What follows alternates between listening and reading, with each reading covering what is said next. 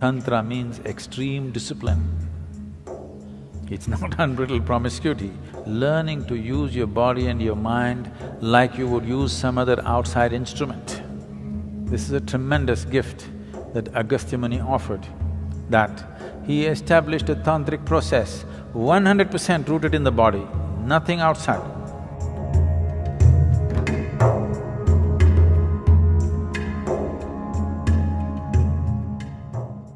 When you say Tantra, one has often heard the term tantric, and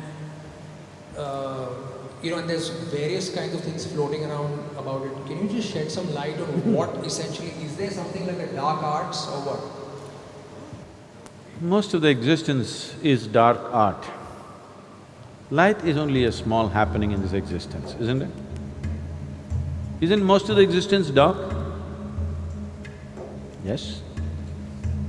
Light is a very small happening, a very limited happening. If light has to come, something has to burn. To have these lights going, something in this planet is burning right now. You must understand this, ecologically aware people. To have all these dots of light, something is burning somewhere.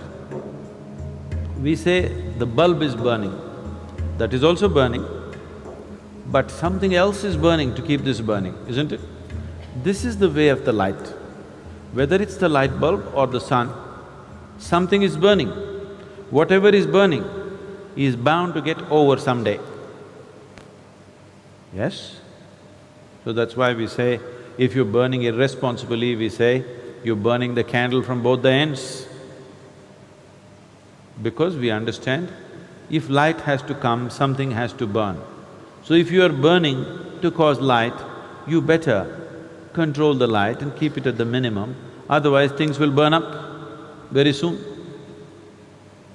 So light is a very limited happening. The whole cosmos is a dark art, no? So, there is a lot of dark art that one can practice, not necessarily life negative. Dark arts are not necessarily life negative. When we say occult, because you have heard of some lousy occultist who is trying to destroy somebody's lives, cause disease, cause death, because of that you think that occult is always a negative thing because socially you are exposed to only that kind of people. But occult is also of the highest order. Shiva is an occultist. Every guru is an occultist, okay? Right now I initiate you into Shambhavi, it's an occult. Otherwise, how would it work? Occult means a certain capability. It's a certain technology. Right now I can pull out my cell phone and speak to somebody in another part of the world. This is a technology. Suppose without the cell phone, right now if I speak to somebody in United States just like this is occult. So technology is not very different from occult. You're using different kinds of material, but it's actually the same thing.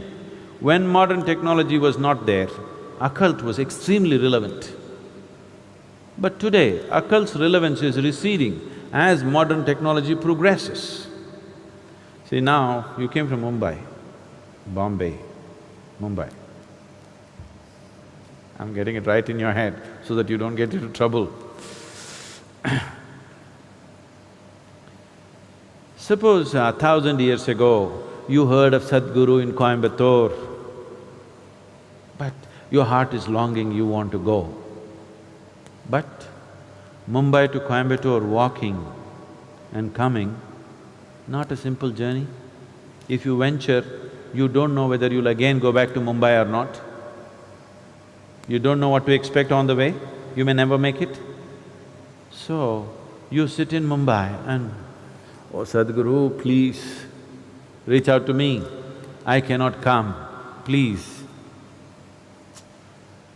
Now if I felt like doing something to Atul, who's in Mumbai and incapable of coming to Coimbatore, then maybe I want to initiate him into Shambhavi in Mumbai. But Atul's mind runs all over the place. He sits down and he feels something, then he thinks, oh, maybe I'm just imagining nonsense. His wife tells him, you going crazy, man? Somebody that you've not seen is doing something to you, shut up and go back to work. He's beginning to feel something, but his logic, his reason, the family tells him, don't be stupid. And then what Sadhguru will do is pick up a South Indian jasmine flower which cannot grow in Mumbai, and Atul is sitting like this, it fell into his hand. Now Atul, now he will sit ready for Shambhavi, to be initiated, because one jasmine flower was delivered. But today, I would rather call you and say, come, or send somebody with a brochure and say, come and get it here. Or if I want to send you a jasmine flower, I'll use DHL.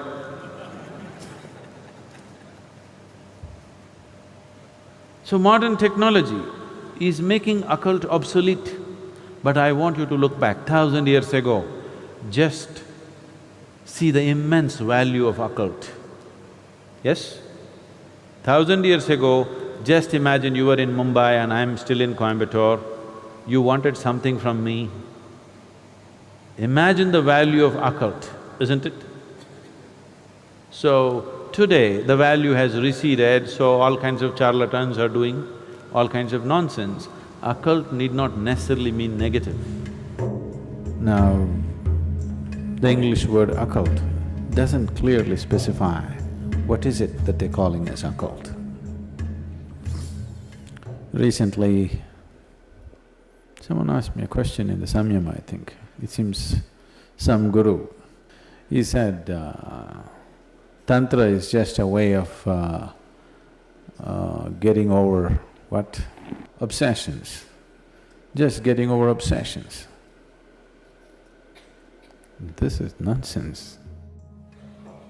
We need to, unfortunately, today, redefine the word Tantra, because it's been distorted by people. First, let's understand this. The word Tantra means a technique or a technology.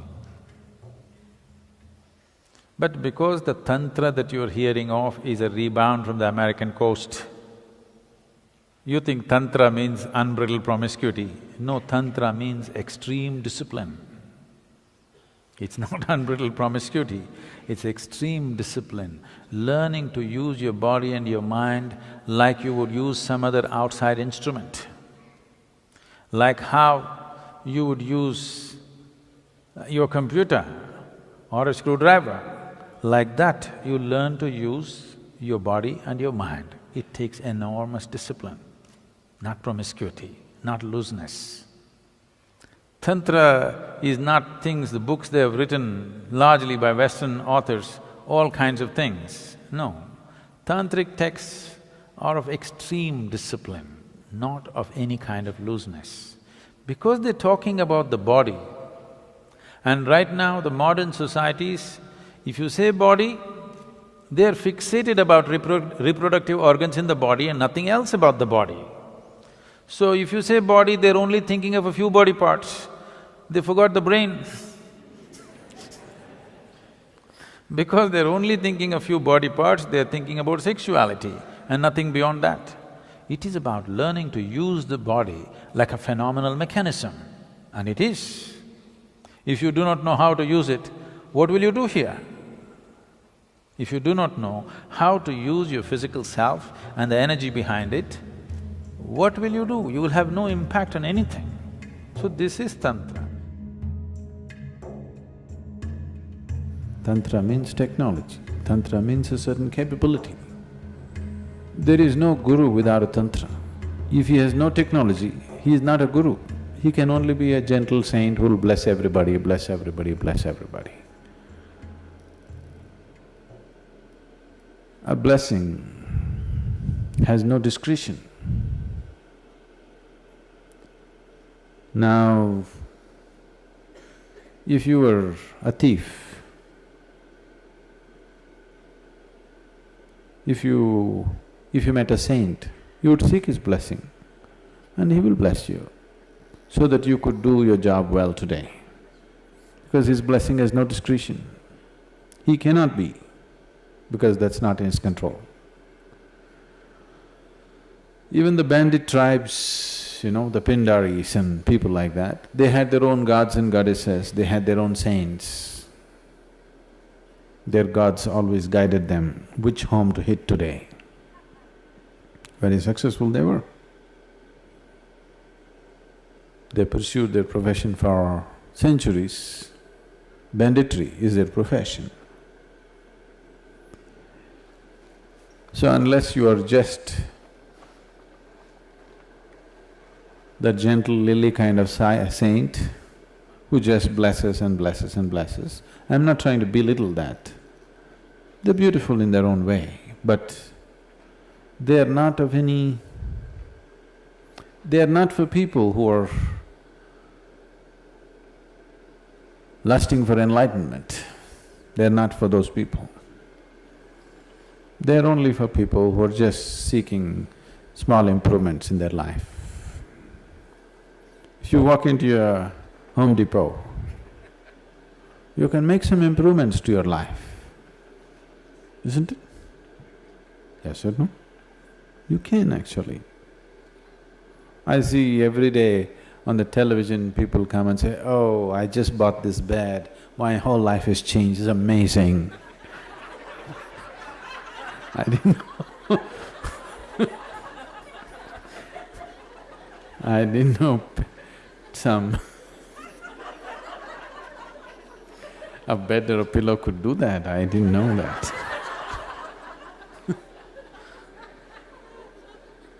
Have you seen this? My whole life has changed completely.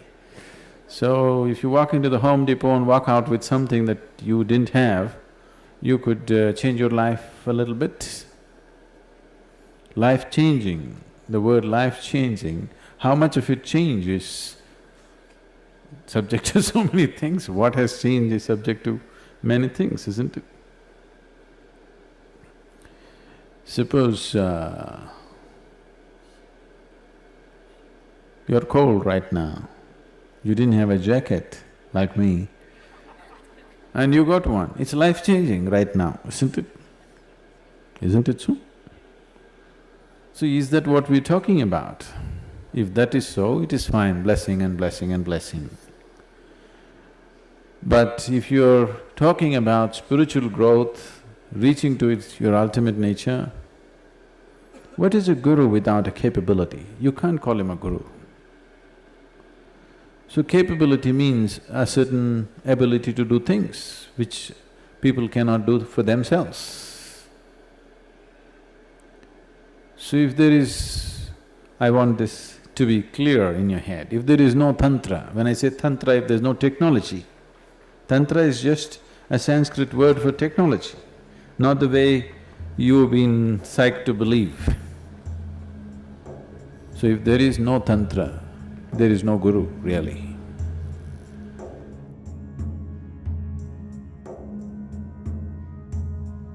Because Guru means you have to roll up your sleeves and it's a mechanic's job.